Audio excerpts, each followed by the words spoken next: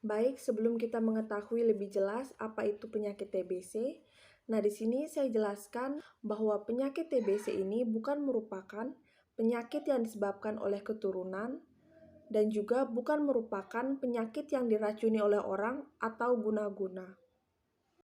Penyakit tuberkulosis atau penyakit TBC merupakan penyakit menular langsung yang disebabkan oleh kuman. Nah, kuman dari TBC ini kita kenal dengan Mycobacterium tuberculosis.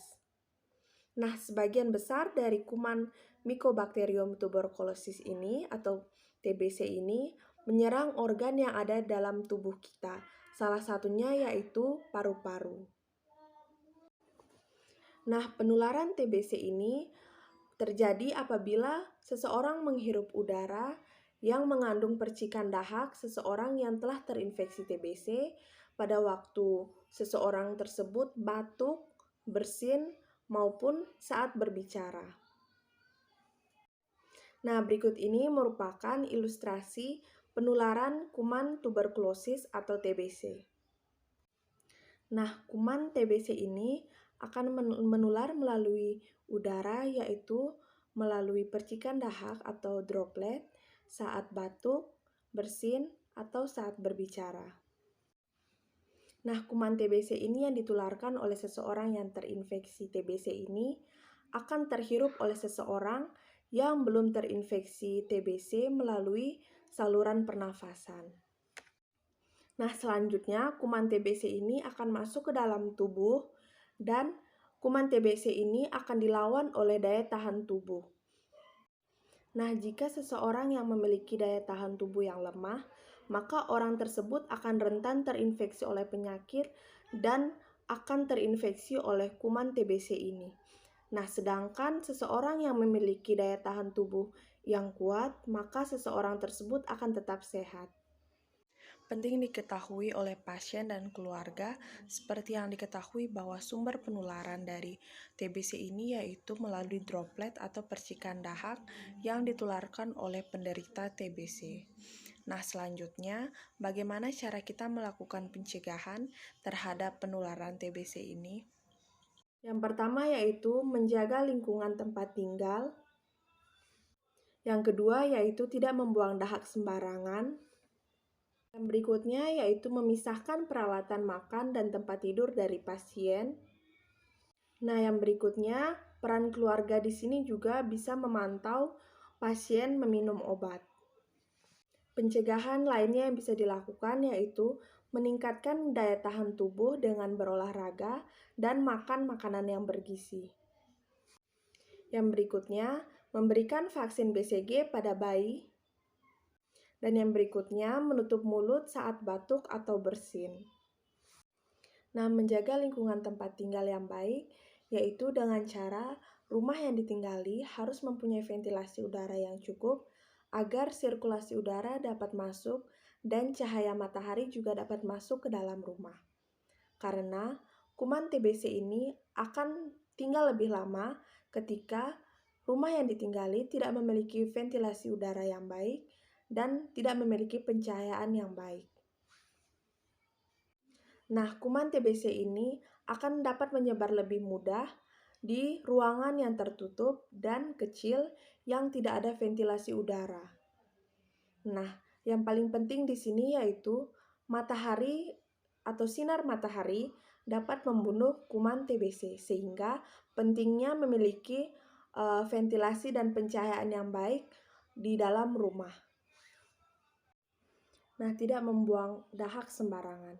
Nah, di sini dahak penderita TBC ini mengandung kuman, sehingga ketika membuang dahak harus ditempatkan di tempat khusus seperti menggunakan wadah atau kaleng yang tertutup dan juga yang sudah diberi air sabun atau karbol atau lisol, yaitu merupakan disinfektan untuk membunuh kuman tersebut. Nah, pencegahan lainnya yang dapat dilakukan yaitu memisahkan peralatan makan dan tempat tidur dari pasien. Kenapa hal tersebut harus dilakukan? Karena peralatan makanan dapat menyebabkan penularan TBC. dikarenakan sisa makanan yang menempel pada peralatan makanan dari penderita tersebut dapat menyebabkan penularan, dikarenakan kuman TBC ini ditularkan melalui ludah yang menempel di alat makan. Nah, begitu juga tempat tidur yang ditempati oleh pasien. Nah, pencegahan berikutnya yang bisa dilakukan yaitu memantau pasien minum obat. Nah, di sini peran keluarga sangat penting, di mana keluarga di sini berperan dalam memantau pasien minum obat, karena di sini pasien diberikan obat nih selama 6-8 bulan dan itu harus diminum secara teratur sesuai dengan dosis yang diberikan. Nah, pencegahan berikut yang dapat dilakukan yaitu meningkatkan daya tahan tubuh dengan berolahraga dan makan makanan yang bergizi. Nah, di sini olahraga teratur itu sangat penting dan dapat meningkatkan kekebalan tubuh. Dan juga istirahat yang cukup di sini dapat memberikan kekuatan dan juga kesehatan pada badan sehingga tubuh kita tidak mudah terserang penyakit. Pencegahan lainnya yang bisa kita lakukan yaitu memberikan vaksin BCG pada bayi. Nah, vaksin BCG ini umumnya diberikan pada bayi karena dapat mencegah terinfeksi TBC yang berat pada usia anak-anak. Dan imunisasi TBC ini tidak dapat mencegah seseorang terinfeksi TBC. Namun, vaksin atau imunisasi ini dapat mengurangi keparahan dari penyakit TBC. Nah, pencegahan lainnya yang sangat penting di sini yaitu menutup mulut saat batuk atau bersin. Nah, di sini menutup mulut ketika batuk atau bersin bisa menggunakan masker, sapu tangan, atau bisa menggunakan lipatan siku. Penggunaan masker di sini juga sangat penting dalam mengurangi penularan dari penyakit TBC. Nah, tadi sudah kita ketahui pencegahan apa saja yang bisa kita lakukan untuk penyakit TBC ini. Nah, selanjutnya di sini saya akan mengajarkan bagaimana etika batuk, karena etika batuk di sini sangat penting ketika kita batuk atau bersin.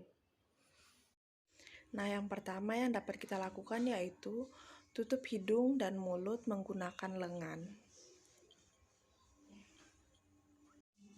Yang kedua, tutup hidung dan mulut Anda ketika batuk atau bersin menggunakan sapu tangan atau tisu.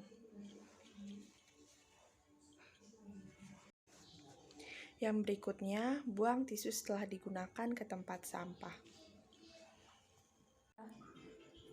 Segera cuci tangan Anda menggunakan sabun dan air mengalir.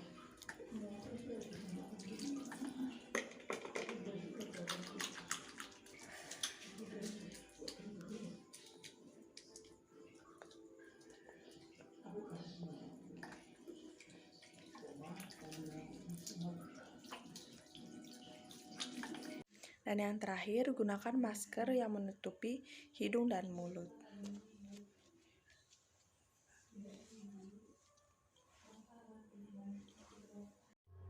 Sekian penjelasan saya terkait pencegahan penularan penyakit TBC. Semoga video ini dapat bermanfaat untuk kita semua. Salam sehat untuk kita semua.